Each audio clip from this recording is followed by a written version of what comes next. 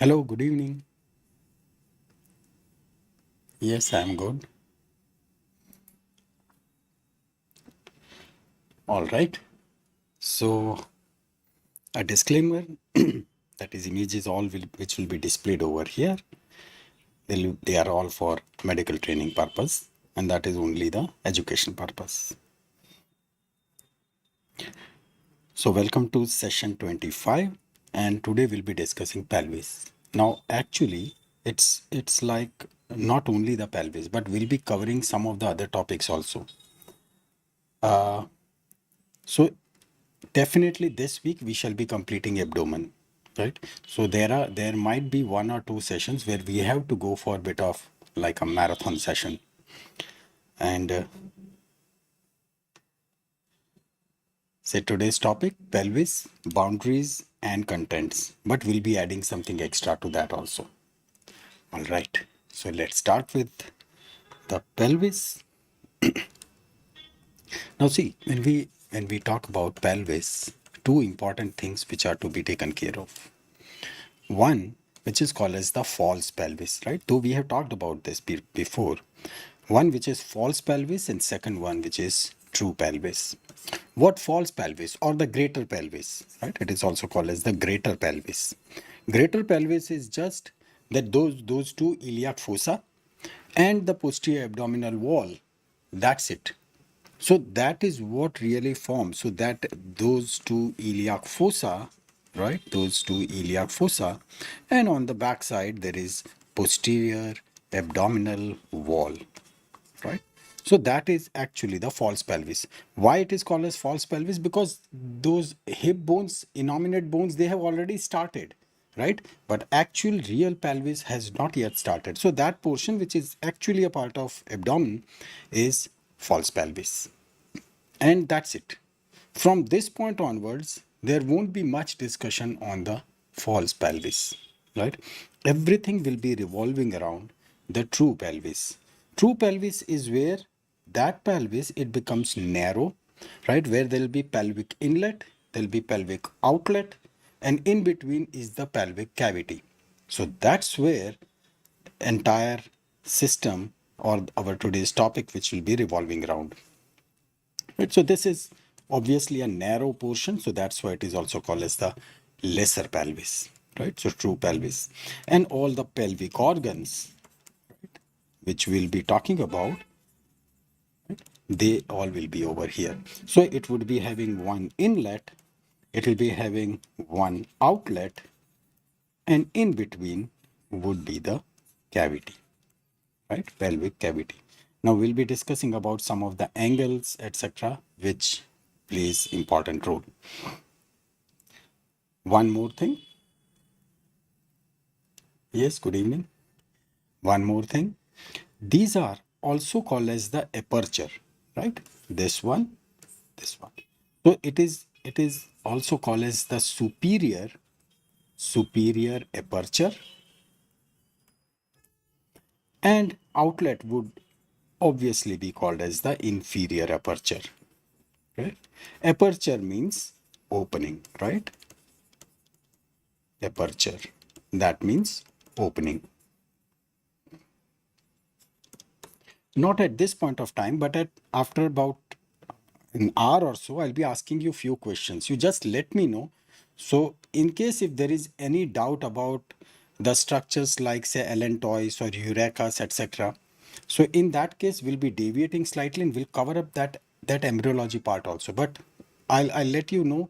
And I'll ask you that question after about an hour. So there'll be few questions. So just let me know so that we can cover it accordingly, right? Okay, so here it is, the basic pelvis, right? As always, we'll quickly go through all the leading main points so that there is complete clarity what we are talking about. Remember, from this point onwards, we are discussing true pelvis, right? True pelvis. So major structures, right, which we see over here. One, it would be this. That is what this is, sacroiliac joint, right? Sacroiliac iliac joint, not very difficult, right? That's the sacrum. That's the sacrum. This one is coccyx, right? This is all iliac fossa. I'm not writing, you know already that. So these are the ala of sacrum, but important is this portion, right? That is the body. That is the body of sorry, body of ilium. Body of ilium. It is made up of ilium, ischium, pubis. True. So this portion is the pubics, right? That is the superior ramus, right? So I'll just write superior pubis. And that's where both the pubic bones meet. So that's why it is called as the pubic symphysis. Fair enough, right? Symphysis. And as we always say, we sit on ischium. So this is ischial body, right? Ischial body. Ischial tuberosity is on the backside. Okay. Adding something extra to this, right? One, right? We have tilted the pelvis slightly. So this is what? This is ischial spine.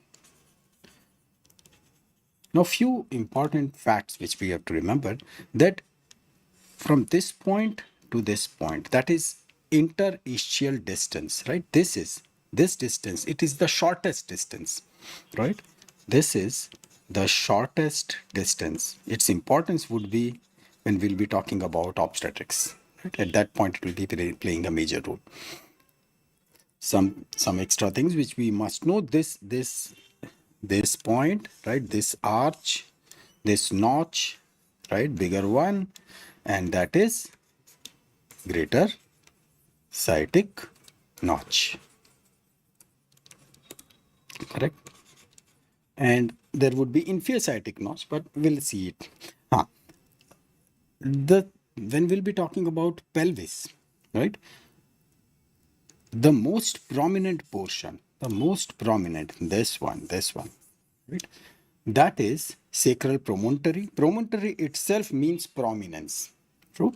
So prominence of sacrum, that is sacral promontory.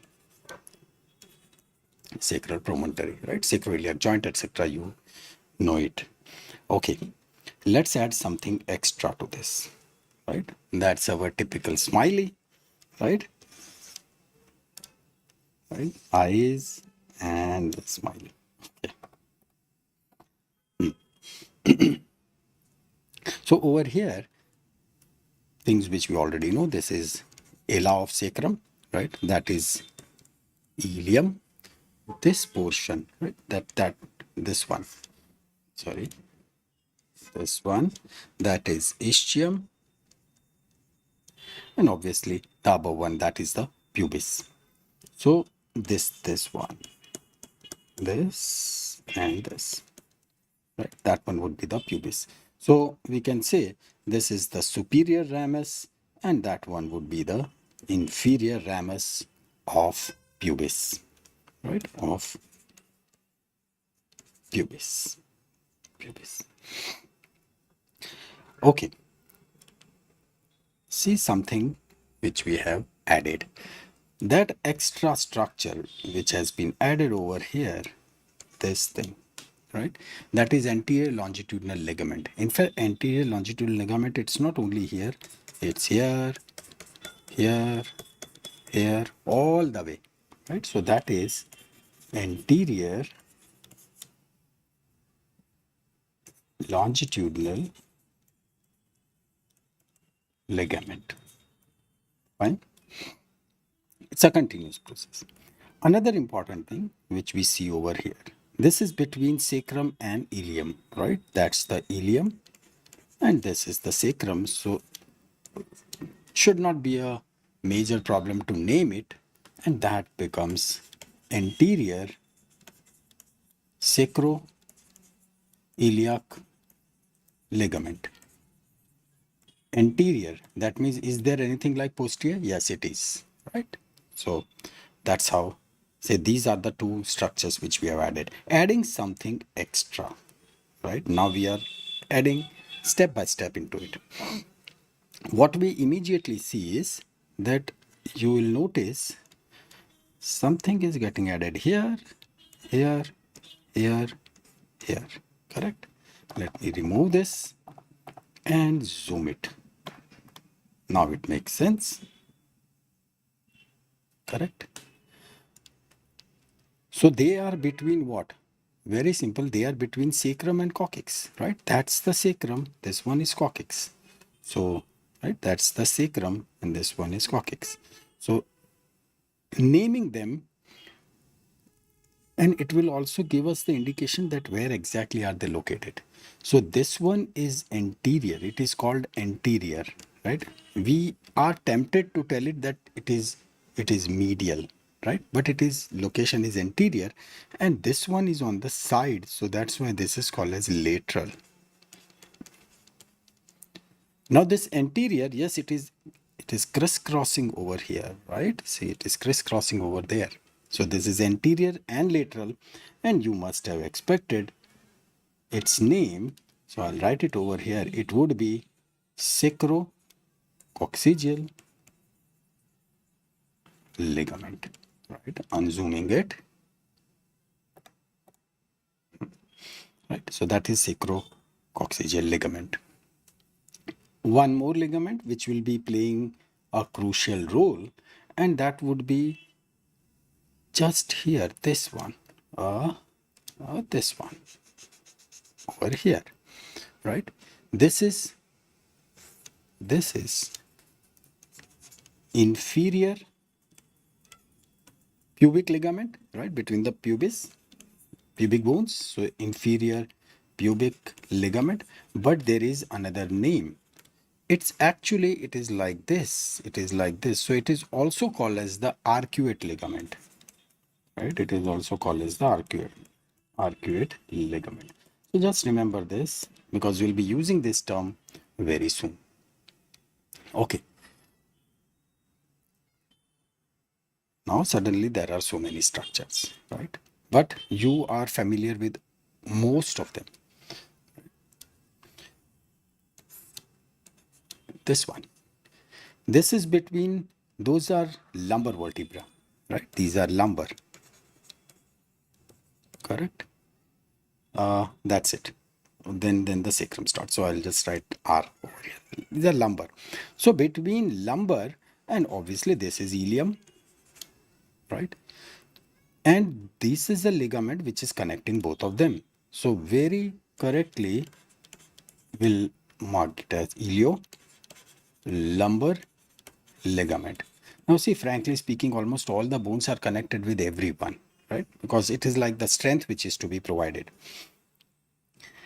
Okay, when you want to be very specific, so this is where it is, this is what we saw that, right? What's that? This is ischial spine, correct?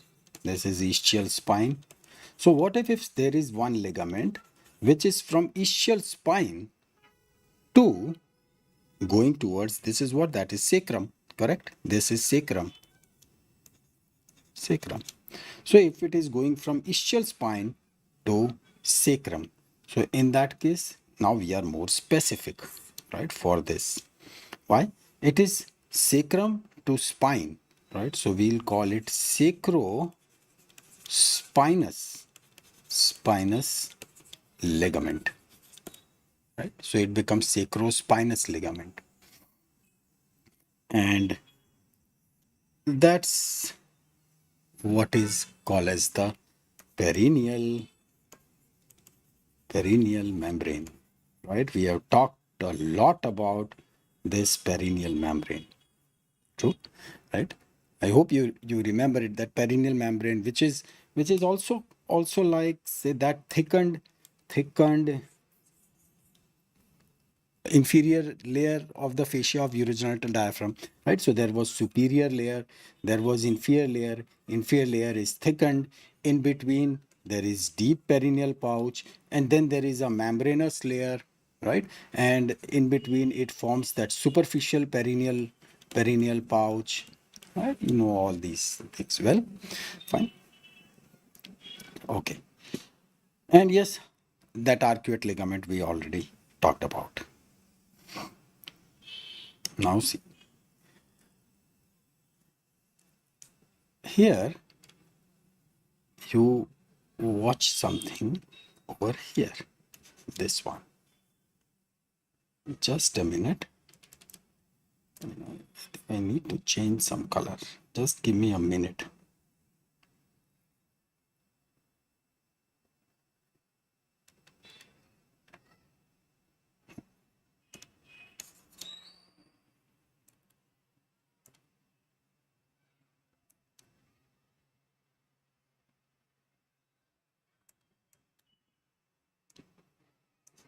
Okay. So that is,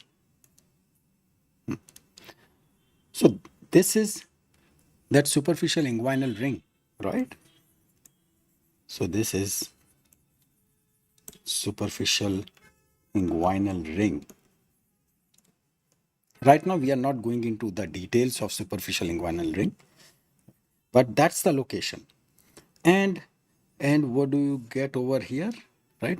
Obturator foramen, it is covered by a membrane, so we'll correctly see it call it as obturator membrane, right? Pretty easy. And in between there is disc, right? Interpubic disc. I mean this. So just to remind that these both the pubic bones, right? In fact, there is like a joint, right? Though there is not much of the movement, but yes, there is interpubic disc. That one is superficial inguinal ring. So here, what we get, what we see over here is deep inguinal ring, right? Deep inguinal ring. Remember, over here we have not yet added inguinal ligament.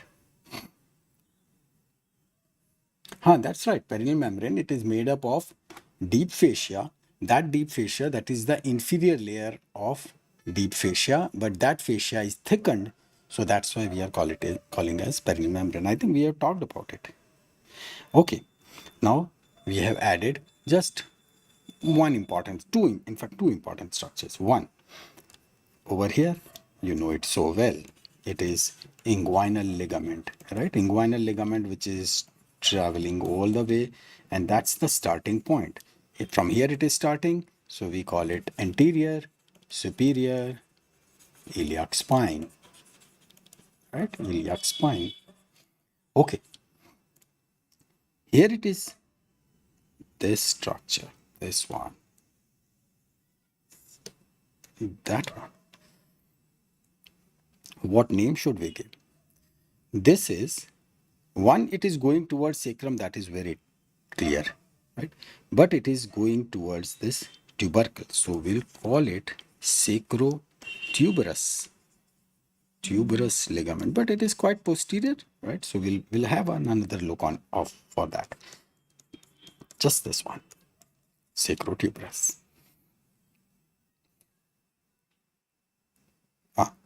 Now from the lateral side, right? Things which are already crystal clear to us, that this is like, say, iliac crest, right? That's the iliac crest. Then over here, this is that acetabulum, right? Acetabulum. And you know, ramus of pubis, ilium, ischium, right? All those. Yeah, this is like just for this is that ischium, right? Or the ischial tuberosity. And on the back side, that is sacrum and coccyx.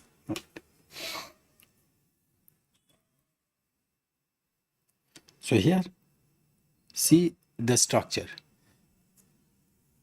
There was over here, this portion. Let's change the color. This portion, this one, right? Now I'll remove it. This one. So that is anterior longitudinal ligament. Fine. And then we see that sacroiliac joint, right? That entire portion, that is the sacroiliac.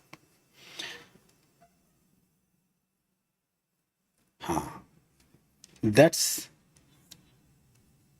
That's the sacrospinous ligament, right? As we said that, and where is it going?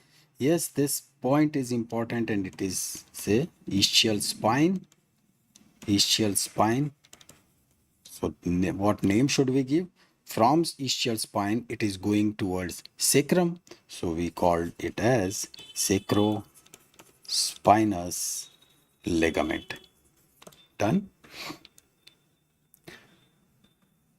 So these are the two major things. Rest all acetabular cavity, ilium, ischium, etc. One point over here that it would be just a sort of, though we have talked it in lower limb, but this ligament, this one, right? What it is? Say lower limb requires stability, right? Lower limb requires stability, upper limb requires mobility. So this acetabular fossa is deep, but still there is a gap. So in order to fill that gap over here, right, that one is what is called as transverse acetabular ligament, right? It is transverse acetabular ligament.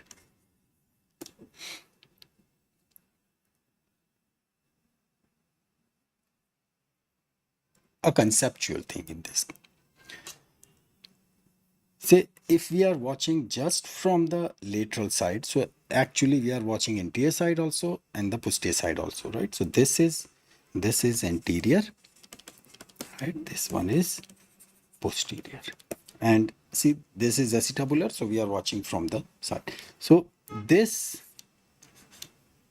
that is sacrotuberous, right? From sacrum to, it is going towards the ischial tuberosity, right? Here is the, right? We talked about this is ischial tuberosity, correct? And on the top over there, that is sacrum. So that is sacrotuberous ligament, right? Sacrotuberous ligament, sacrum to ischial tuberosity. And on the anterior side, right, that is like our inguinal ligament. Inguinal ligament, right? Just the angle is like that. Okay. Let's add the muscles. So once we'll start adding them quickly, right, immediately the whole picture will become crystal clear. Two muscles, right, they need no introduction, and this is our all-time favorite muscle who is partner of that psoas major, right? So that's why later on we called it as iliopsoas. The small muscles which are seen over here, they are between transverse process, right? They are between transverse process. These are the transverse process, right? These are transverse process. So in between transverse process, so we very rightly call it as intertransversus muscle, right? On the lateral side, right? So they are over there, that is intertransversus, adding now lots of muscles. Few which are very easy, we'll pick them first. This big one, the partner of iliacus, right? So this is like psoas major, right? This one is iliacus. In between, into that cavity, some question? Okay. In between, there would be cavity in which from tomorrow we'll start adding all the organs, right? So today we are just creating that entire cavity. So this is psoas major, iliacus, and then there is the younger brother of psoas major, right? Here it is, right? The small one, and that is psoas minor, right? So that's like psoas brothers over here, and it is just the psoas major will be joining iliacus, and then they'll be proceeding, they'll be crossing the joint, and they'll be landing on femur. True. See the muscle which is over here, which will be forming an important support to the back, and that is quadratus lumborum.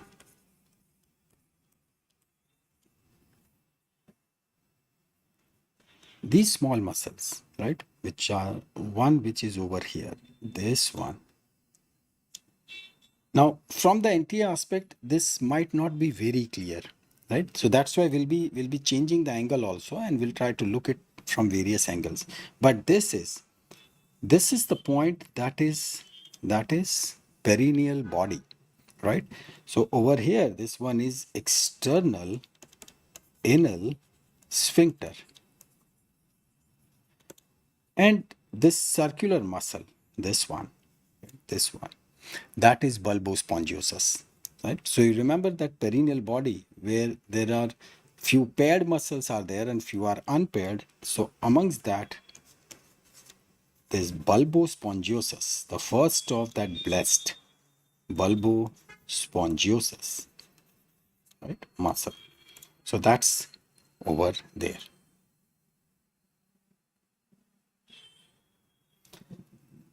See, psoas major, yes, along with iliacus.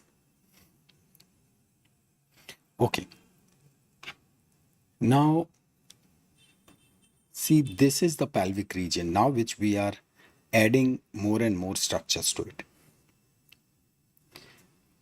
And if you remember that lower limb properly, right, you'll start getting coordination of so many structures, that how the actually pelvis is associated or the linked with the lower limb. Okay. In lower limb, we deliberately avoided some of the muscles, like say pubococcygeus, iliococcygeus, ischiocavernosus, right? Those muscles, they were coming over there, but we said no, we'll be talking about them in pelvis. Today is the day. Three muscles, right? We talked about this muscle. We talked about this bulbospongiosus. See, there is one muscle which is over here. This is ischiocavernosus. Ischiocavernosus. Two more muscles, one here, one here. Right. Looks itself is telling that it is going towards pubis, right? I'm talking about this one, that it is going towards pubis, and from pubis all the way back onto the coccyx.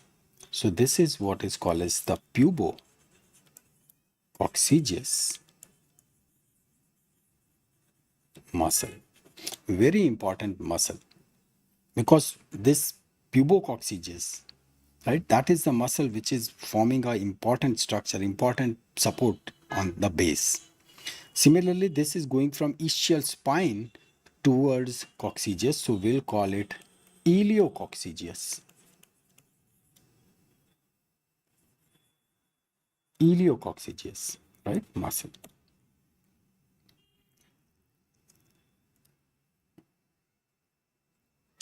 Okay, I put the dot. That's the insertion of psoas minor. It is seen over here. Okay. So pubococcygeus, iliococcygeus, right, and the ischiocavernosus, bulbospongiosus, external anal sphincter. That's what we really watch. Now immediately we are adding some bigger group, more muscles. This is what really is forming the pelvic floor, right? It is really forming the pelvic floor. Muscles which we have already discussed, now we'll not talk about it, right? Psoas major, minor, iliacus, quadratus lumborum, all those are known to you. Watch for, say, bulbospongiosus, writing again because it is important. Bulbospongiosus, right? This also ischiocavernosus, right? Ischiocavernosus. Now that we are adding one layer on it. So see, like this. See over here, that was iliococcygeus, right? Iliococcygeus. So that iliococcygeus, we can see it over here. This is iliococcygeus. But do you see, one muscle is over here, second muscle is over here, and there is a thin strip over here. This is classical, and we'll be able to watch it with more clarity when we'll watch it from the back side, right? What it is, what it really is, and you remember the in between was obturator internus, right? Obturator internus, and on top and bottom over here and over here, it was those gamellae brothers, right? So superior gamellae, superior gemellus, and the inferior gemellus, right? Inferior gemellus. Now, in case if there is any confusion regarding this, right, that this is inferior gemellus and this one is superior gemellus, in between is the obturator internus. I mean, that one is obturator internus. In case if there is any doubt, just hang on, right? When we'll watch it from the posterior aspect, instantly it will be very clear. Yeah, that's right.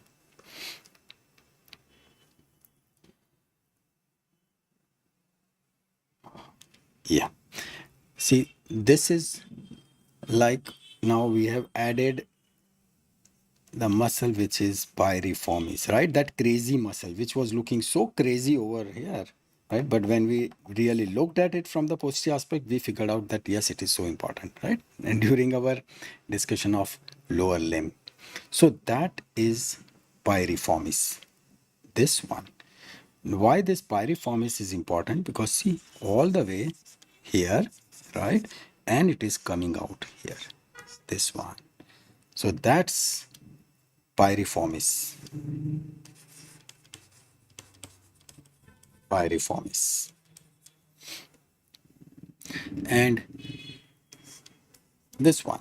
Now they are on the posterior aspect, right? So this is like gluteus minimus, right? Gluteus minimus. So over here, that is on the opposite side, this is gluteus minimus, and rest all you know.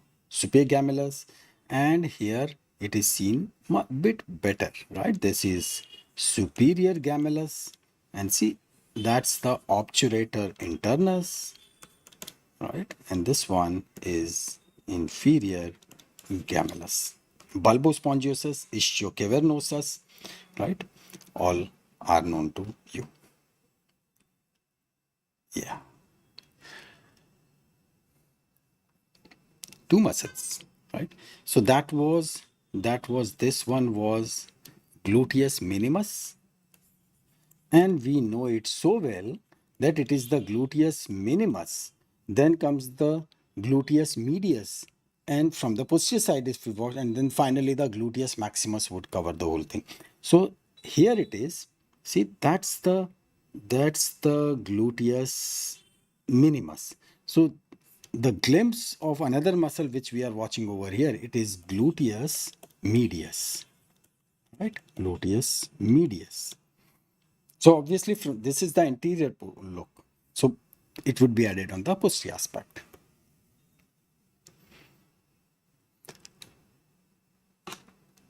See, right? All now this is a full picture, almost everything clear. See the size of gluteus maximus. That's right. That's the gluteus maximus. Correct? So which is covering the entire area. And on the sides, that is that tensor fascia latae, right? That is tensor fascia muscle. So done. Rest all the muscles we have already talked about.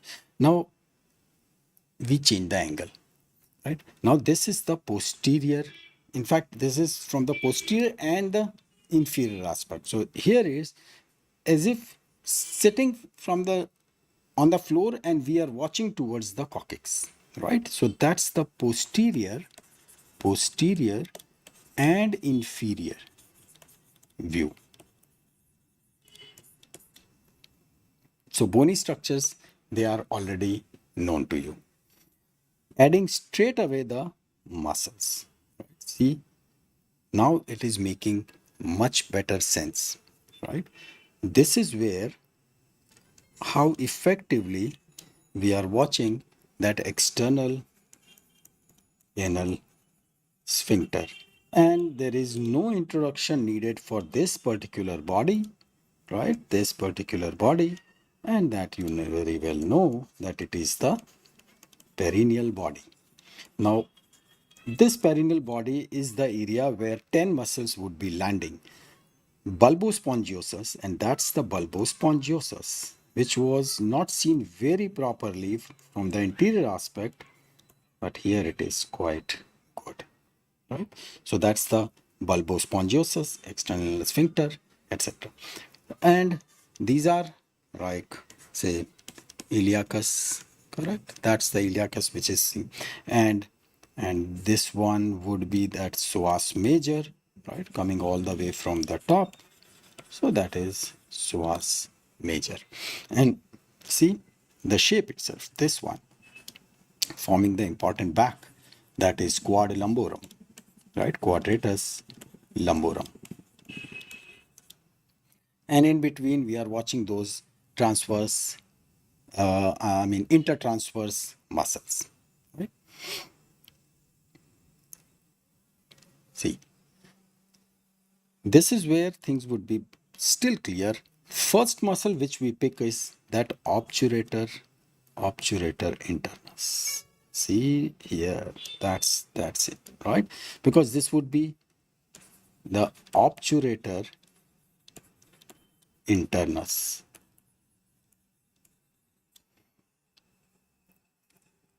Then external anal sphincter, that's fine, right?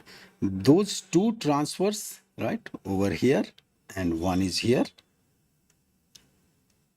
We know one is superficial and second is deep, right? So everything with, let me zoom it. Yeah. So here it is, this one, right? So that one would be superficial, right? This one would be superficial transverse perineal, and another one would be the deep transverse perineal, right? Yes, all of them landing on the perineal body. The muscle which was seen over here, this one, right? We talked about it. See the from ischial, this is ischio and cavernosus, right? That is ischiocavernosus. This is like bulbospongiosus. You already know it, right? Bulbospongiosus. And yes, that is obturator internus. We talked about it. Immediately we see that yes, there are few another extra muscles which we saw. This one, this is iliococcygeus, right? Because see, this is the area of ilium now. So this is iliococcygeus, right? That is iliococcygeus. When we go towards this portion, right? This is what, that is the pubic area. This one would be, the bone would be pubic. So we should call it as pubococcygeus, right? Pubococcygeus. Then for this I have to say zoom this to appreciate this set of muscle. A small which is over here. Just a minute. See, highlighting this, right? In fact, it is going like this, right? Now I remove it. See, can you appreciate, right? It is over there. And that is, which is going towards, unzoom. This is puboanalis, from pubic bone to anal canal, right? So this is, sorry, this one would be puboanalis. right? From pubic to coccyx, so that was in the background, that was pubococcygeus. Sorry. And the iliococcygeus we saw, right? Now see the whole picture, right?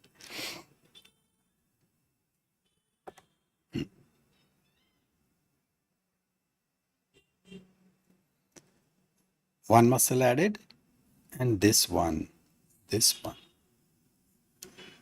This is given an independent name, coccygeus. So we learnt about coccygeus, ischiocavernosus, iliocavernosus, right? Then external anal sphincter, superficial and deep transverse perineum, and the bulbospongiosus. And yes, this one and this one. So they both are very rightly guessed. This is superior and this one is inferior gamellae. Right?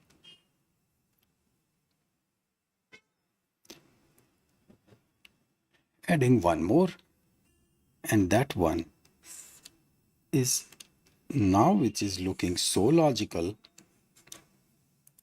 and this one is piriformis. Right? See how smart this muscle is, right? We were able to watch this window and we were watching it coming outside. So we were from the entry aspect, we were watching only this much area. Now it is making the sense.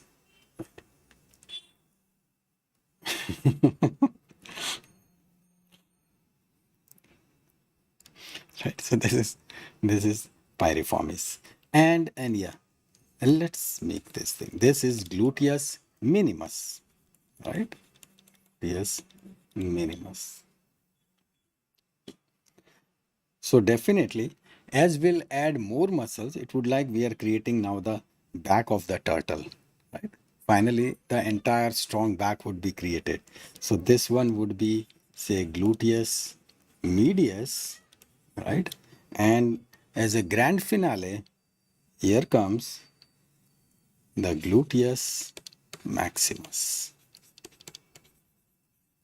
right? So this gives you the complete idea how those muscles, they are layered over each other. Right? You can go through this part one or two times and it would be crystal clear. Let's watch this thing from one more angle, right? This time, say, as we watch it from absolute front, right? Absolute front. So all the structures known to you, right? Muscles known to you, right? That's right. This one is iliacus, right? Those are that intertransverse. You know these muscles, right? Psoas minor. So I'm writing in short psoas minor, that is psoas major. This one is iliacus, right? Then that one is quad lumborum. Then this is like, say, gluteus minimus, right? And then we have got all those gamellae brothers, obturator internus, right? That entire gang is here, right? That is obturator internus, then superior gamellae, inferior gemellus, right? They are there. Bulbospongiosus, ischiocavernosus, known to you, right? Ischiocavernosus, that is bulbospongiosus, that is the obturator membrane, you know that. Then this, right? That is that coccygeus muscle, right? That is coccygeus. So it is worth remembering. We just saw that thing on from the posterior aspect. So that is coccygeus. And this one is that smarty, right? Over here, which is piriformis, right? And that piriformis is giving its glimpse over here. And it is this one, right? This one. Fine.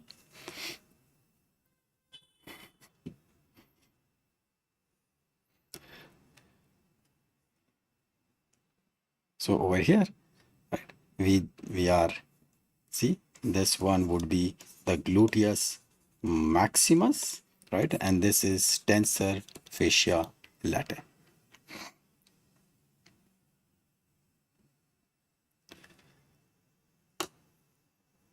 looking at the arteries, deliberately I picked up some of the arteries and some of the veins, right? Some of the arteries and some of the nerves, so that picture becomes clear, as we'll be talking about some aspects where this will come into picture. So quickly, you know this part: common iliac artery, which divides into external iliac and internal iliac, right? This is the external iliac artery, which continues, as it is just the name changes, right? And that is at the level of inguinal ligament, right? So this is fine.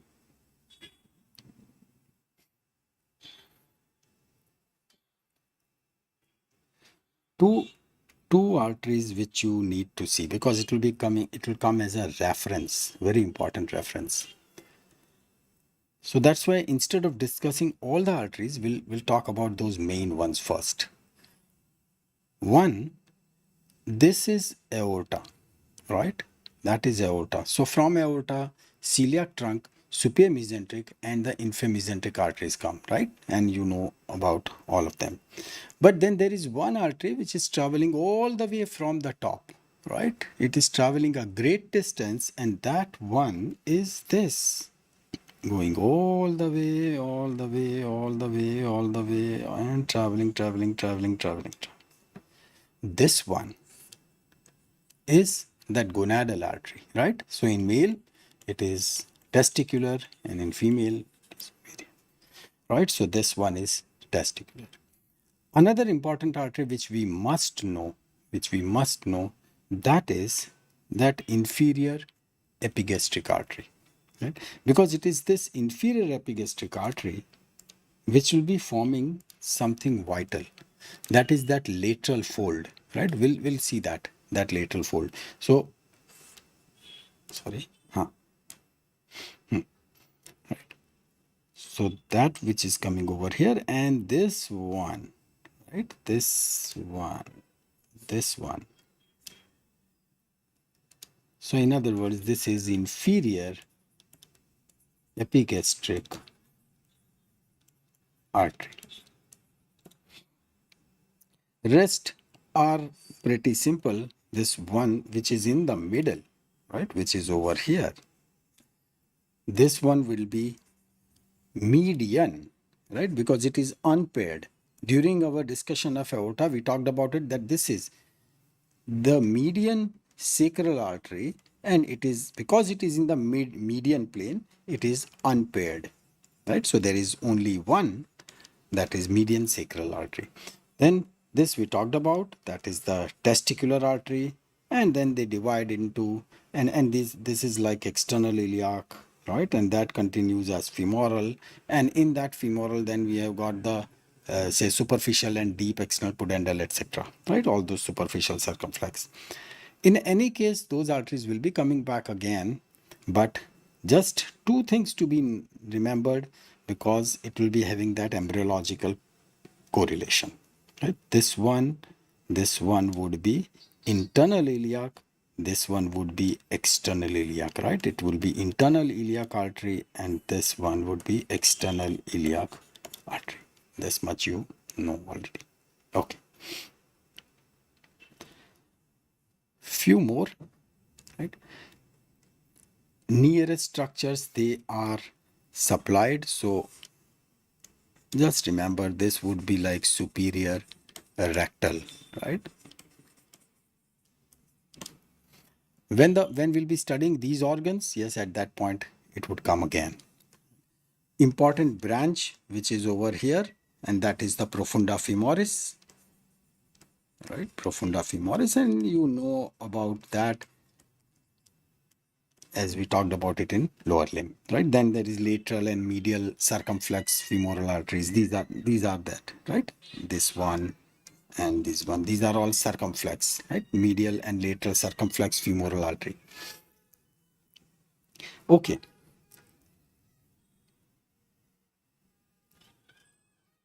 This is S S1, S2, S3. S1, S2, S3, right? plus from the top over here, from the lumbosacral nerve, right? So here it is from lumbosacral nerve, and these are all sacral spinous. All of them, they are forming what? They are forming that vital structure, and that is sciatic nerve,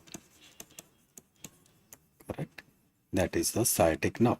So from the lumbosacral plexus, right? So this is like lumbosacral nerve, and S1, S2, S3, all of them, and then that is the greater sciatic foramen, right? And from there passes the sciatic nerve, which goes into the posterior compartment, and then all the way it goes and becomes the vital nerve to supply the entire lower limb. Okay, few nerves which will touch over here. One important nerve, that is the iliohypogastric and ilioinguinal, and we know that they are in close association with the iliac crest, right? And in the middle of the iliac crest they cross. True. Initially it is the iliohypogastric which is on the lateral side, right? So over here, pick up that one. So it has to be iliohypogastric, right? This is iliohypogastric. Then this iliohypogastric and its close friend over here, right? This one. So that would be ilioinguinal. We just said that somewhere in the middle they both will be crossing each other. So here is somewhere, here is where they cross each other. So then they go accordingly. Another nerve which is, say, this one, right? That would be the obturator. That one would be the obturator nerve. And rest is all this portion, this portion, this portion. Right? See, there is a huge complexus, right? All those khichdi, right, in between. That is superior hypogastric plexus. And over here, all those round, small structures which you see, these round, they are nothing but these are all sacral ganglia. Right? They are sacral ganglia. And this bigger one, this entire plexus, that is superior hypogastric plexus. Good one. Right. And yes, we'll be talking about this in a separate session, right?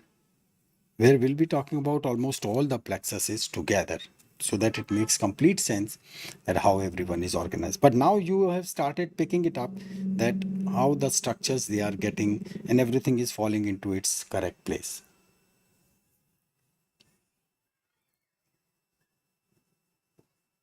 Yes, sure.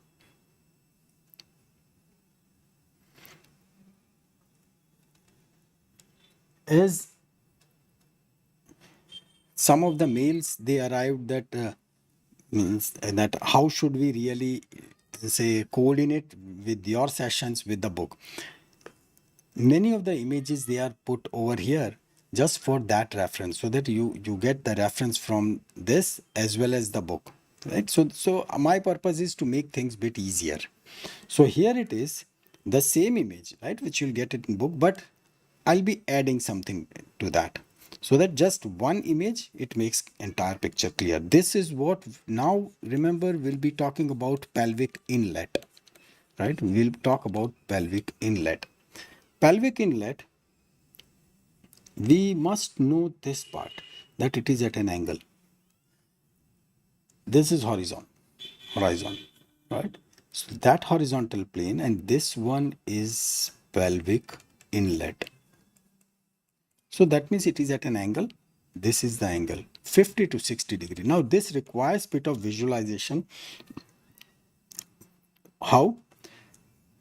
The pelvic inlet, there is nothing like a plane. This is like an imaginary plane, right? When it is said that, okay, above this, there is abdomen, below this, now this is the pelvis, right? So this is a plane which we are now defining as pelvic inlet plane. So from where it would start, and where it would end. So it means we need to define anterior, posterior, and both the sides, lateral, right? And that completes the whole picture. Logically, also, if you see, it is absolutely easy. We said that what was false pelvis, right? False pelvis was that those ischial fossa on both the sides, and then there was posterior abdominal wall. It means we are talking about the higher level, right? Over here now, when the true pelvis comes on the posterior side, it is this area, right? This area. This is what that most prominent part of the sacrum. That's right, sacral promontory, right? So that sick just a minute. Let me write it like this. It will be easier for you. Yes. So that is sacral promontory, right? Promontory. This sacral promontory, very obvious, it will be forming the posterior. It will be forming the posterior end. Okay. What about the anterior? The pelvic cavity on the anterior side, there is a very small space, and that is this pubic area, right? This one, only this much space. So that is where the pelvic inlet will also be having its anterior end. Just below, it would be having even the outlet also. So we'll pick up this crest. We'll pick up that crest, right? So it is this pelvic crest, this one. That would be this pelvic crest. That would be the anterior end. So very clear. Now this, remember this pubic crest, or the I wrote pelvic, but the pubic crest, right? Yeah, pubic crest. It is at a lower level. True. This pubic crest, it is at a lower level. So when it is at a lower level, and that sacral promontory though is quite high, so it will make an angle. And that's what we were talking about over here. Over here. So it means, can I draw something like this? That this would be the pubic crest, and this end, that end, right? This being the sacrum, the most prominent part over here, that would be the sacral promontory. So that's how the angle is. What about the surrounding? All the way, this portion, all the way, this one, right? Now this entire line is called as the linea terminalis, right? Entire line. But how exactly it is actually formed, right? So it is like so many bones they can contribute. Say this is what ala of sacrum, right? This is ala of sacrum. So its anterior border, right? This anterior border of ala of sacrum is contributing. Then what happens? The ilium comes, right? This is ilium, right? In ilium, obviously this would be like a medial border, right? So this is the medial border, and we have given some name to that medial border because it is like arc, right? So we have given a name also to that. So that is what is called as the arcuate line. Correct. That is the arcuate line. And then that continues, and over here comes the superior pubic ramus, right? So that is the superior pubic ramus, and this portion is called as the pectineal line. Correct. Pectineal line or pecten pubis, right? Same thing. So truly speaking, linea terminalis is combination of what? Is combination of this, that is the anterior margin of ala of sacrum, then what? Then this arcuate line, then what? Then this pectineal line, and finally it is going towards the pubic crest, right? So that's how the entire shape is formed.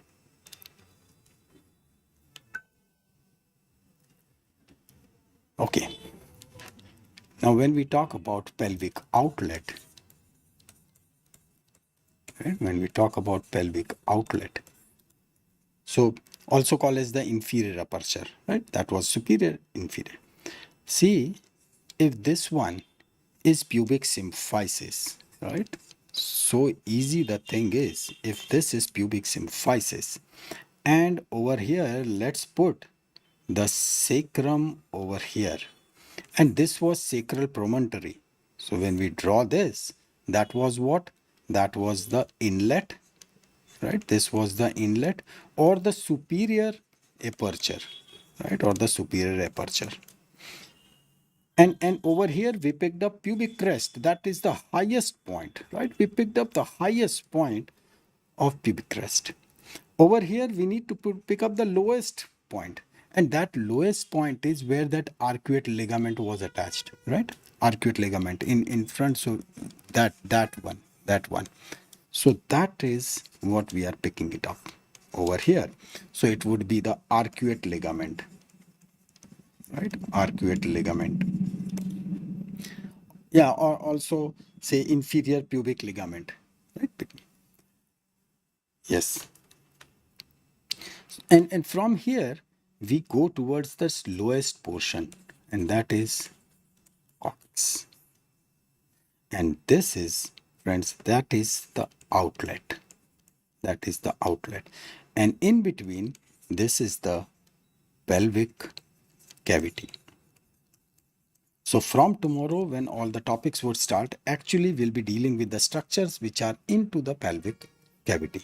On both the sides, there would be ischiopubic rami, right? On both sides. So on both sides, it would be, say, ischiopubic rami, right? Plus, because this is the lower end, so there'll be ischial tuberosity, all those, that sacrotuberous ligament, right? All the lateral structures, they will come. So that's how this pelvic outlet is formed. Now these structures, they are pretty clear to you. You know about sacrum, that is sacral promontory, greater sciatic foramen, this is coccyx, that is sacrospinous ligament, right, between sacrum and ischial spine. Ischial spine is the most prominent point. Interischial spine distance, that is the vital because it is the shortest distance, and during delivery, that is the point which has to be negotiated.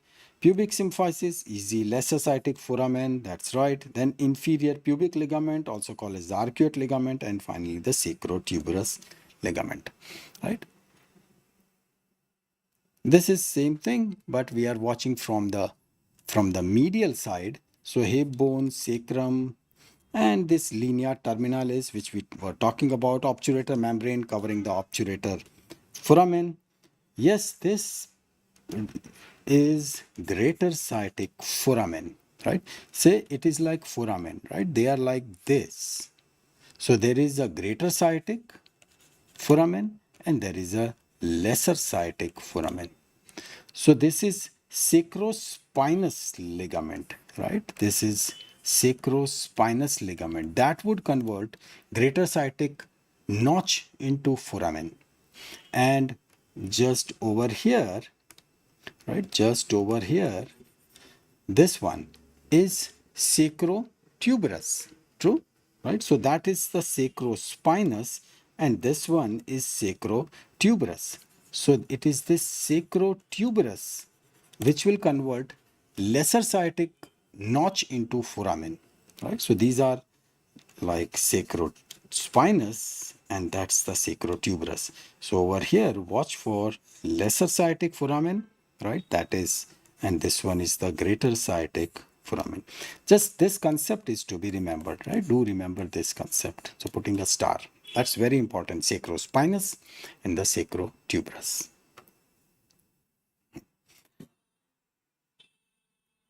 Easy muscles, right? So sacrum, piriformis, that is the coccygeus, and this is say coccyx, sacrotuberous, and obturator internus, right? All those. As this is like from the medial aspect, right? This is medial view. What medial view is? As if sitting inside the pelvic cavity, and then we watch towards the side. That's what we watch. So right, it is like a complete sagittal section, and then we are watching. right? So that's what we are looking at. So that's why I say we can actually watch this even linear terminalis, right? That entire line. I'm talking about this line, right? Because it is inside. Obturator internus is inside. Easy one. So sacrum, coccyx, this is pubic symphysis, coccygeus, and the piriformis, right? No further. Yeah, this is good pelvic inlet, right? And the pelvic outlet. So this is plane of inlet and outlet. See the pubic symphysis. So to be very specific, this is what it is crest, right? Pubic crest. And actually, what is this? That was that arcuate ligament, right? Arcuate ligament. That was where it was landing. This is coccyx already written. And this portion that is sacral promontory, correct? Sacral promontory. So just to be a bit specific, that's how these planes they are arranged, and that's the path which will be negotiated by the newcomer, right, as it will be entering into this world. Rest all good.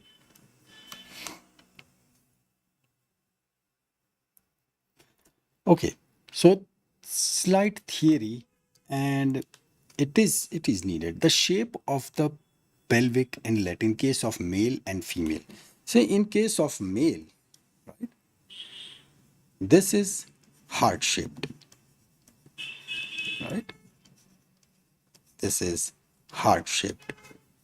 And in case of female, right, very correctly it has to be wide, so this is bit wider. But there is a difference, and that difference is that anteriorly, if you look at in case of females, right, anteriorly,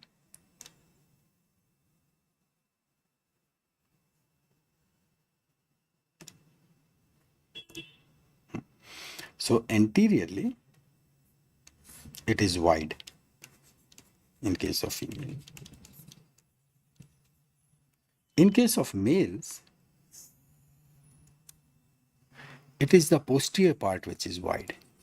So that's the posterior part which is wide, right?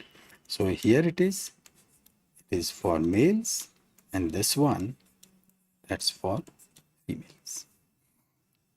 This dip, right? This dip, this one or this one, yes, that is where the sacral promontory will come, correct?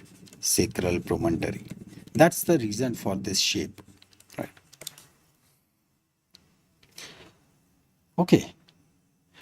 For the episiotomy, right? Episiotomy. So that's like, say, head of the baby, and over here that would be that perennial body, so it should not be damaged because that's where so many muscles land. So this is the site for episiotomy. So in case if it is needed, so that cut which is made over here for the proper delivery of the newcomer. Okay, so pelvic inlet, right? That's the inlet, that's the outlet, and in between is the pelvic cavity, and that's the axis, right? That's the axis which is negotiated all the way.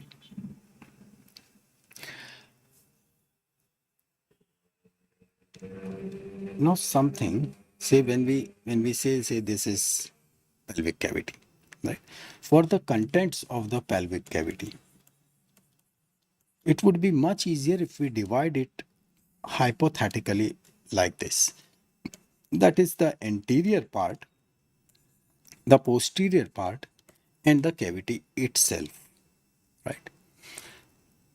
Because in case of male and female, these things would be bit same. Say for example, over here on the posterior part, there would be sigmoid colon, right?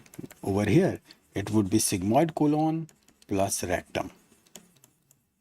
So this is same. Similarly, on the anterior aspect, there will be urinary bladder. So that is also same. Urinary bladder. Yeah, that's okay. In case of males, right, when that's the bladder, and this is the neck, right? It is this portion over here, that is where the prostate would be there, right? So that's where the prostate would be there. But regarding this cavity, yes, there would be the difference. So in case of male and in case of female.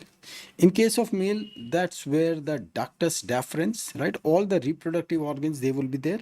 So ductus deferens would be there. There would be seminal vesicle, right? Seminal vesicle, and obviously the ureter, right? In case of females, all the vital reproductive organs, they are over here. Uterus, if uterus is there, so obviously the uterine tubes or the fallopian tubes, right? Then there would be, say, this round ligament of uterus. Round ligament of uterus would be there, right? And ovaries, vagina, all those structures, they will be. And yes, ureter, so it is but obvious, the ureter. So that's how male and female organs, right, they will be associated over here into the pelvis. Now the structures which will be crossing the pelvic inlet. Now this comes the final part of it. I'll just list some of the structures. We'll see in an image, but then there is something where I said that I'll be asking you one or two questions, right? Then accordingly, according to your answers, we'll be moving towards our further discussion, right? So what we are talking about is that structures crossing pelvic inlet. Now see, in this, it is more or less a sort of enumeration, right? One, see median sacral vessels. Yes, that which was unpaired, right? Unpaired. So we have seen this, right? So we know this part, no problems in that. The second one, the sympathetic plexus. This sympathetic plexus we saw in that discussion, right? In that dissection, sympathetic plexus or sympathetic, say, trunk, right? That is what we see over here. We have talked even about what is sympathetic trunk. So those beaded appearance, right, they will be appearing over here. In case of any doubt, don't worry, it will come back, because when we'll be discussing all those pelvic organs, at that point we'll be able to see it. Okay. Then lumbosacral trunk, we just saw that that is what is contributing for that sciatic. So lumbosacral trunk, this is also good. Right. Obturator nerve, no doubt about it, right? So this is quite easy, obturator nerve. Then we have that iliolumbar artery, right? So here it is. Here it is. Say the obturator nerve, and this one is what I'm talking about, iliolumbar artery. That lumbosacral, this is the median sacral artery that was in center that we saw. This is the lumbosacral trunk, right? All those, say, right, sympathetic trunk, right? That is also there. Rest are all muscles and the ganglia, right? So over here, we just, this is what I was writing, iliolumbar, right? This is iliolumbar.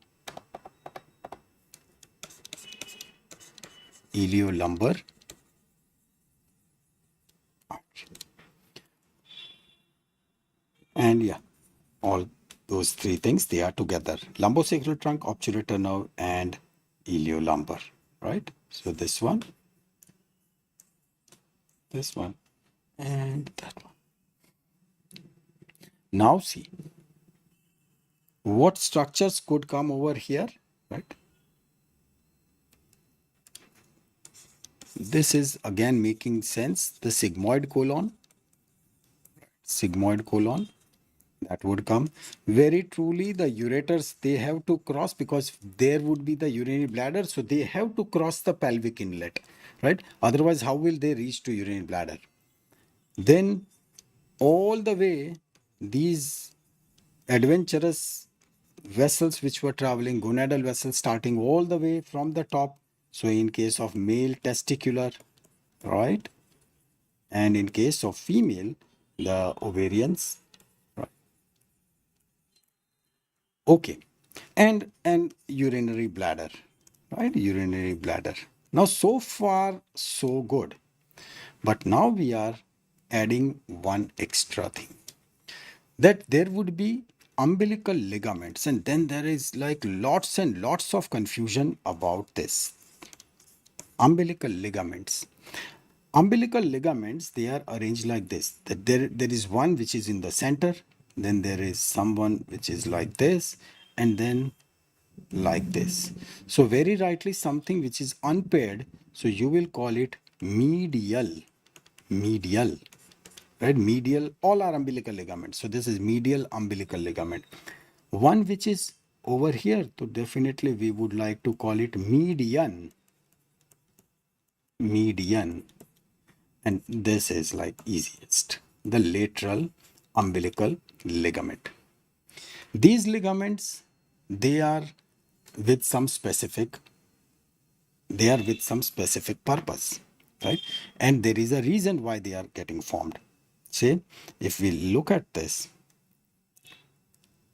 we'll now not look at the small intestine, ascending colon, inferior vena cava, all those things are good. Let's not confuse ourselves. Just watch. Here it is. Something which is right in the center, right? So this is median umbilical fold, right? Median umbilical fold because it is like a peritoneal fold. It is a peritoneal reflection. So that's why it is medial umbilical fold. What else? This one is medial umbilical fold. So it is on both the sides, right? So this is unpaired. This one is unpaired, median, and this is medial. And finally, we have on the lateral side, this is lateral umbilical fold, right? So now we are dealing with these three folds. The question is the concept of the, because here it is just mentioned urachus, right? Just mentioned is urachus. Is the concept, are following concept absolutely fine? I'm just writing 2 or 3 words only. One, allantois. Second, urachus. And third, though it is not related to our today's topic, but as such important, that how baby is always producing urine. So then how this urine is getting excreted out of the baby. That is how the waste removal system of fetus. Because if we'll start explaining this, yes, it would be like an extra topic, but it is needed. It is needed. So that's why I am asking you this. If these concepts are clear, then there is nothing to worry about. Next 2 minutes, we'll be able to complete. But if not, so yes, Ankit, you have to sit for another at least half an hour, right? So just tell me the concept of, because it is so much needed. This concept, it has to be crystal clear, as it will be playing vital roles as you will progress into your medical journey. Allantois, urachus, and the waste removal system of fetus. I don't mind explaining the entire thing right from those 3 germ layers. No problems. Should we go ahead with that, or no? Then no, that's fine. That's fine. That's the very good method to remember. Okay. Yes. Third one. Okay.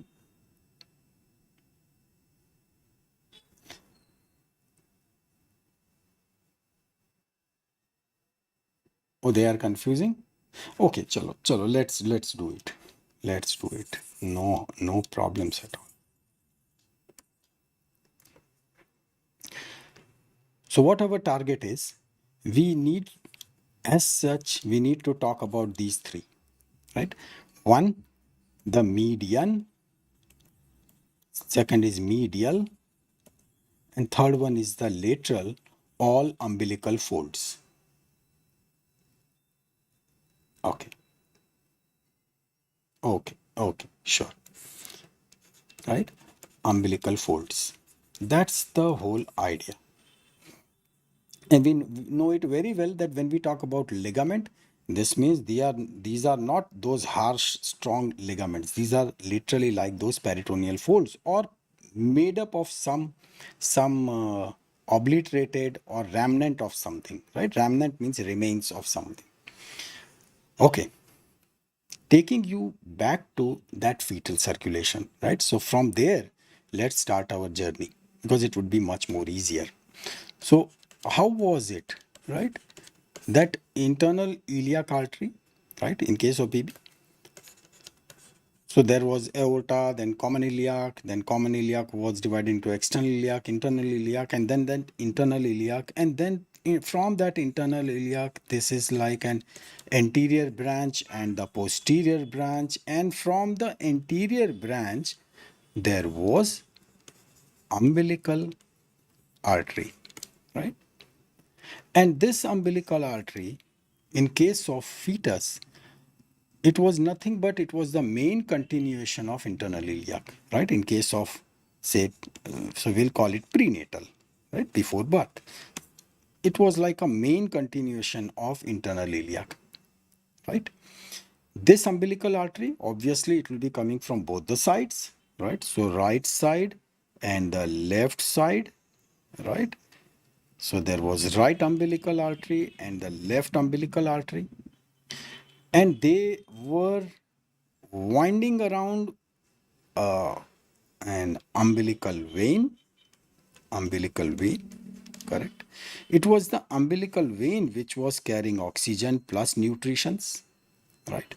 And it is like both umbilical arteries, what they are doing that carbon dioxide they are taking away, plus the toxins, right? Plus the toxins, that is what is carrying. So on this side, there would be placenta, true.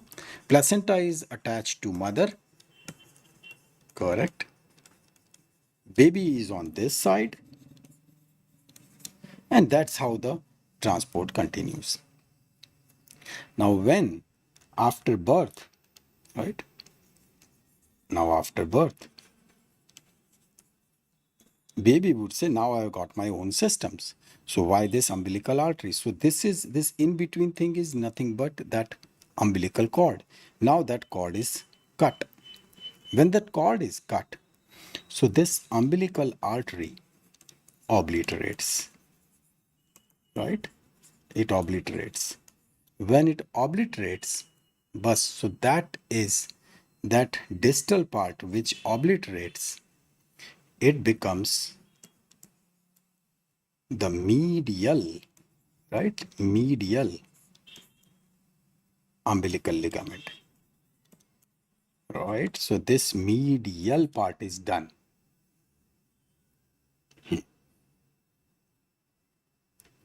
You'll say, uh, in fact, you won't require any mnemonic. You'll automatically remember it, right? Because no confusion. When say median is the most difficult part, this median. So I have deliberately avoided it. First, we finish off the easier things. So medial is paired right and left, right? Umbilical arteries right and left. So that's it. That is what leads to formation of medial umbilical ligament. That was not difficult, right? Right and left, right? Now, to be bit more specific in this, when we say umbilical artery obliterates, why not to play a bit of smart game? everyone would say that okay, umbilical artery obliterates and that leads to medial umbilical ligament. Truly speaking, it is actually not exactly like that, right? This umbilical artery, right? Let's write it here. This umbilical artery, right or left, whatever, divide it into two parts.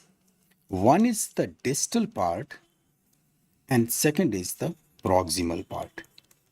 It is the distal part, right? It is the distal part only that obliterates, because when the cord is cut, there is a formation of clot. So only the distal part it obliterates. This proximal part, it remains. So this obliterates,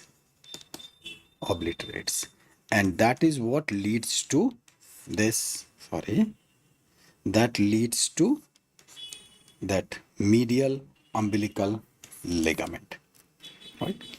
What would happen to this proximal? This proximal part, it remains as it is, right? It functions.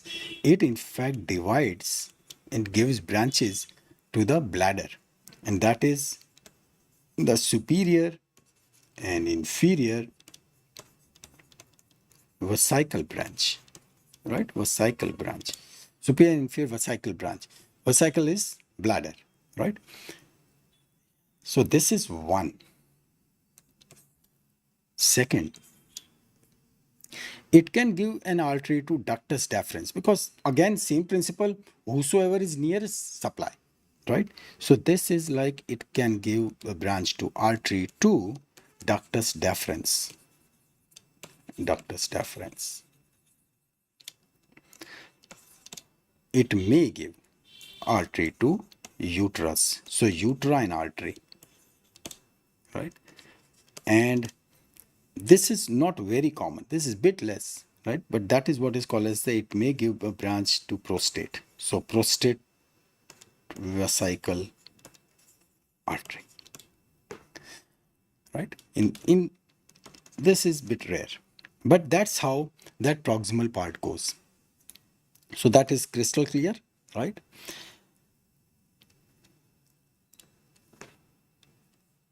Moving on to this median umbilical ligament. Now for the theory purpose, right? For the theory purpose, it is easy to say that it is remnant of urachus. This is unpaired, this is single, right? And it is remnant of urachus. What really happens is our brain functions like that, that if there is any doubt, the entire session would go waste, because your major portion of the brain will be occupied into that urachus, that what exactly it is, where, what it is really doing. And then when it is added that, well, urachus is nothing but it is like the definition, if you see, it is like embryological communication between allantois and cloaca, gone, right? If you know the concept, you'll say, ha, perfect, right? But when it is asked, so it is like, say, embryonic communication, right? It is embryonic communication between allantois and cloaca. So let's settle this thing first, right? Because then things will become so easy. And one important thing is that as we'll really draw this thing, so many other concepts will also be clean. So let's start with 3-layer germ, right? So like this, you know this part, right? This is ectoderm, this one would be the mesoderm, and this one would be the endoderm, 3 germ layers. Then what happens to that mesoderm? Mesoderm folds itself, right? It folds. So this will become something like this, right? Something like this, right? And those layers, they will remain as it is. So when one layer which is with the ectoderm, second layer which is with the endoderm, so we now say specifically that what are they? right? They are now, mesoderm is given a name, and that is somatopleuric and the splanchnopluric.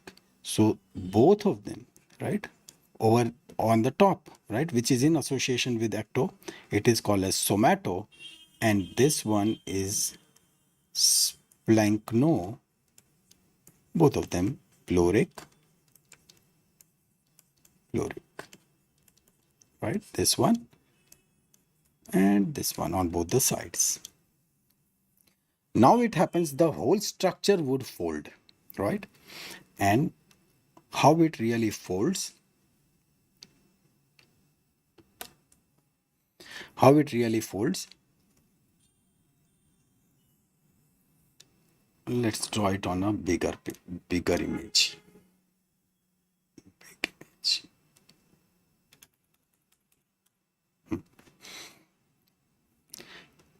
And what color we selected? White, green, and pink. Okay. So ectoderm. First we do form the ectoderm, right?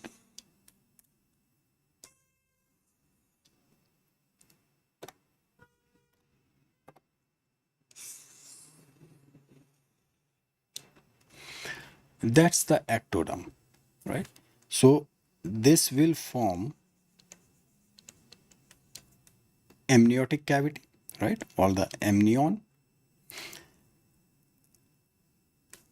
And this mesoderm will actually cover the whole one, right? It will actually cover the whole thing. It will also cover ectoderm. It will also cover the endoderm, right? Because it is two ways. The lower one,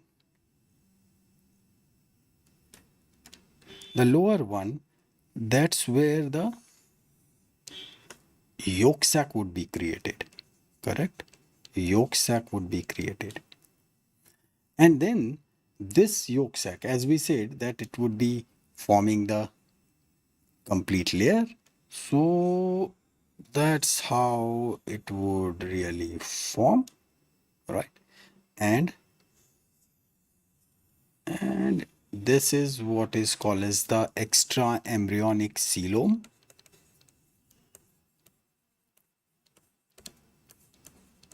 Coelom, right? How it is formed. So and obviously which is going on the top, that would be what? This one would be somatopleuric, correct? This would be somatopleuric.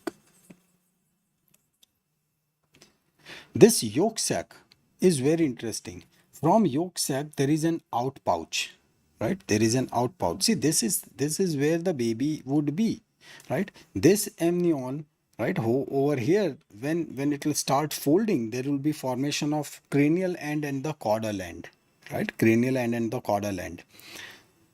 So this yolk sac, now it will be giving an out pouch, right?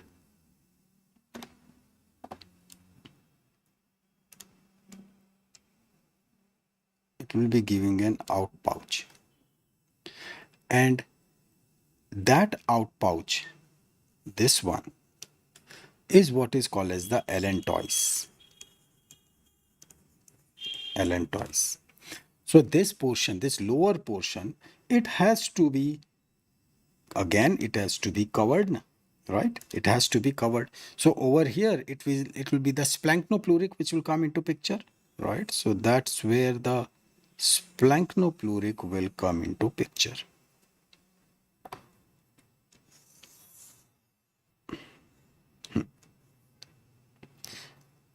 Now this allantois, which will develop, it will proceed further and it will go into the connecting stalk. Connecting stalk.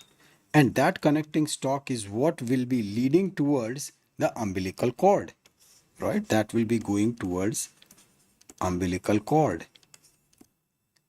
So what we are trying to do, okay, right? So this is the structure. Now this entire thing, it has to be covered.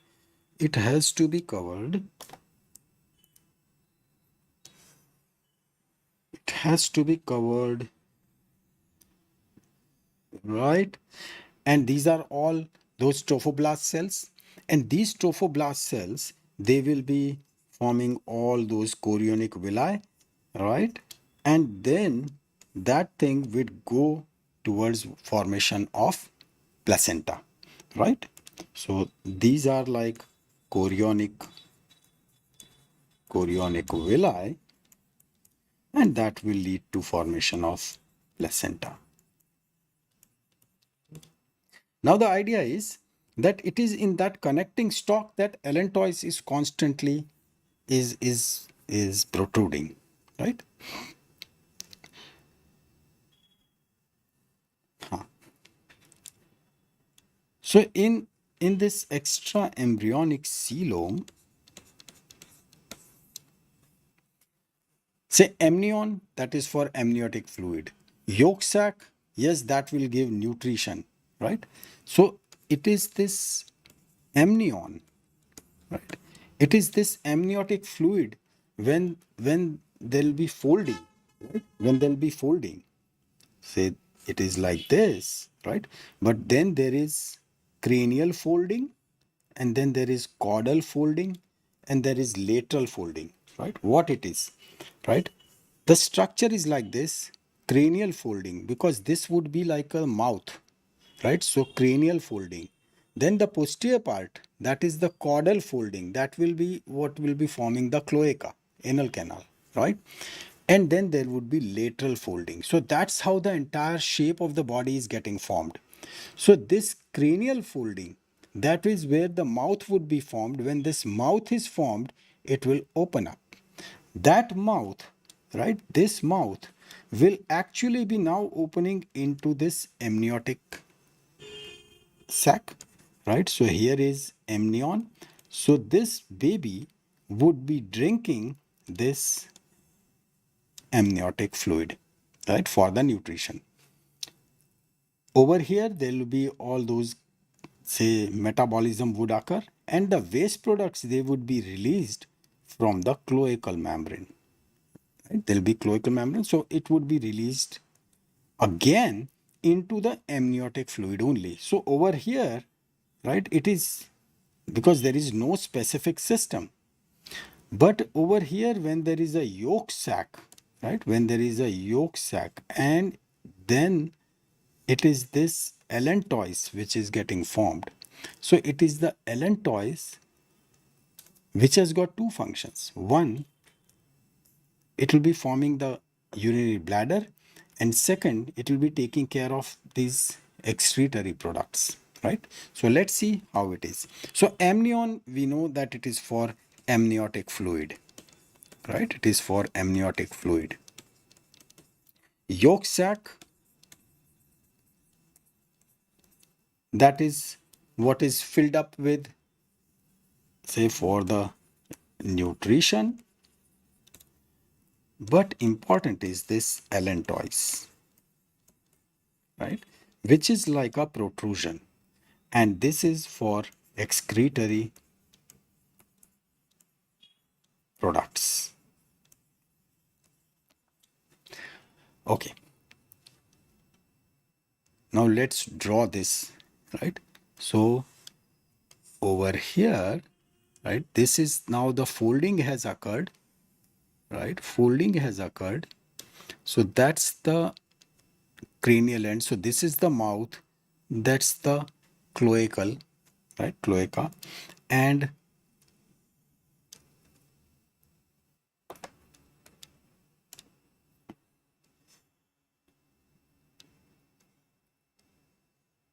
that's the allantois, right? That's the yolk sac. Now say if we expand it, so then that's, if that's the allantois which is protruding into the connecting stalk. Now there are two parts of it: the proximal part and the distal part. So it is this proximal part which will be leading to formation of urinary bladder, right? Urinary bladder formation.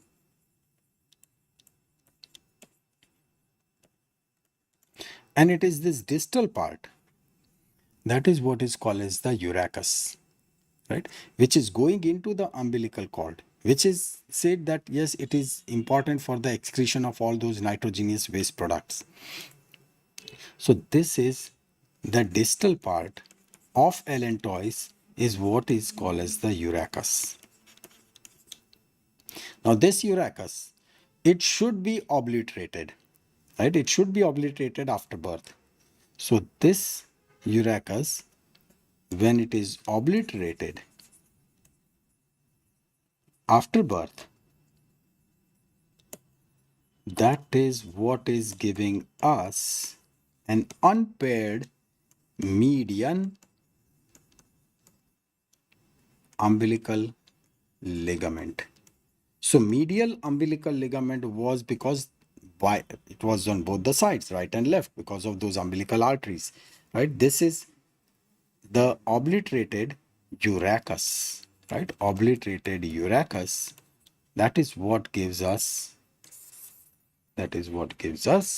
median umbilical ligament, right?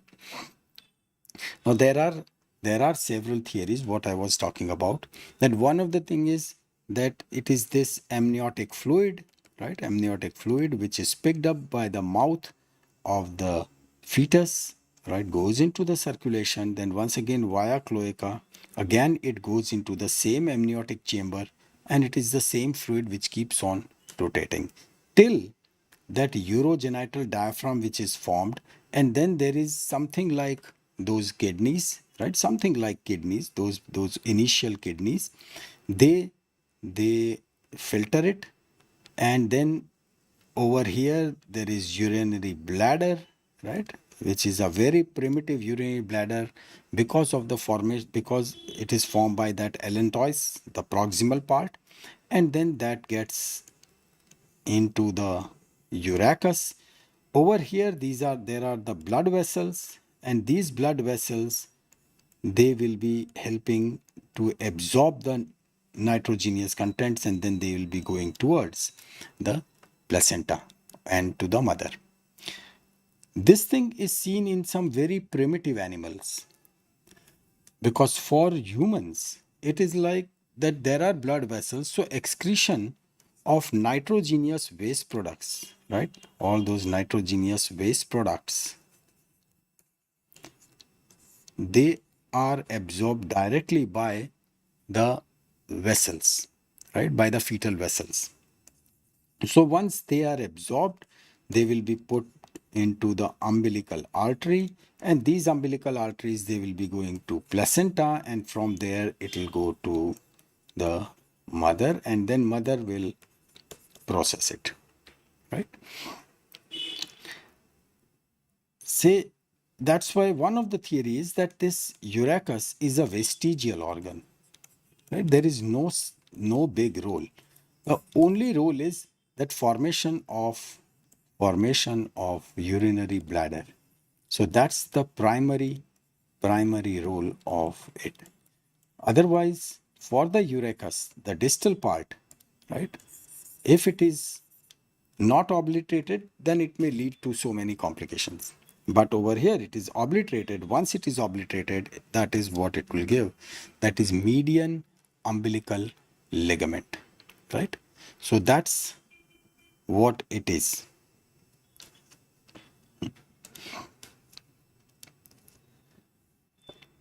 Now comes the third and the final part, and that is about the lateral, right?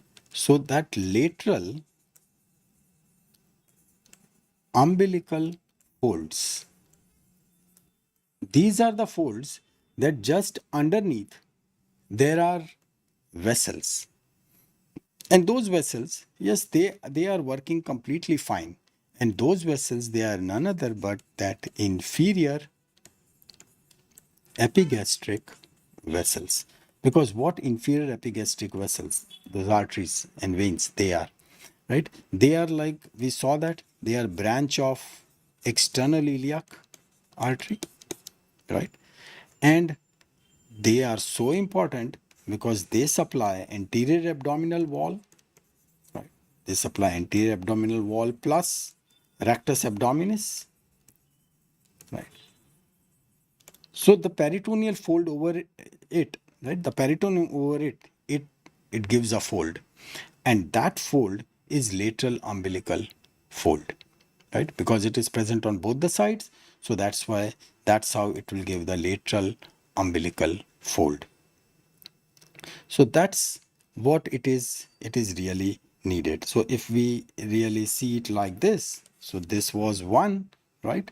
Then that was like median, and this one was like lateral, right? So over here, this is median, and median was because of that obliterated, right, urachus. And what urachus was? Urachus is like a outpouch of yolk sac is allantois, and the distal part of allantois is the urachus, right? Proximal part that leads to formation of urinary bladder. Regarding this, median, this is medial, right? Medial because it is bilateral, and that is by obliterated fetal umbilical artery, right? So this is obliterated umbilical, right, fetal artery. So that is lateral. And finally, these lateral folds, lateral umbilical folds, again bilateral, but it is just on or the overlying inferior epigastric vessels, right? So we just say over inferior epigastric vessels.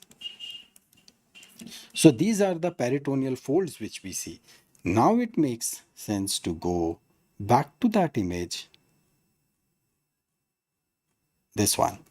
See how easy now it has become, right? This is median, median. So this is one, right? Median umbilical fold. Yes, it is not only urachus, it is obliterated urachus. Yes, so this is done, right? Next is medial umbilical fold. So that is obliterated umbilical artery on both the sides. Yes, very good. Done. Right. And here it is this portion, that is inferior epigastric vessels are there, and then there is lateral umbilical fold. Yes, this is also good. So that is the third part. Right. So these are the three important folds, which is at times say a bit confusing, but now I hope it should be absolutely fine, right? So that's it for today, right? Tomorrow we'll be coming up with another good topic. Thank you so much, and we meet tomorrow. Thank you, and bye bye. And I'm saving this, and I'll just put it into our shared folder. Thank you.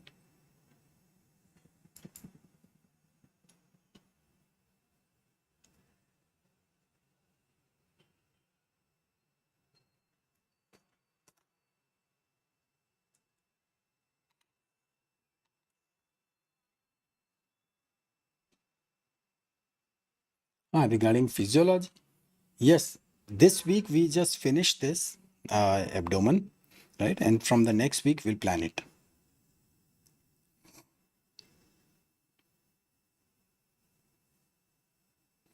Bye bye.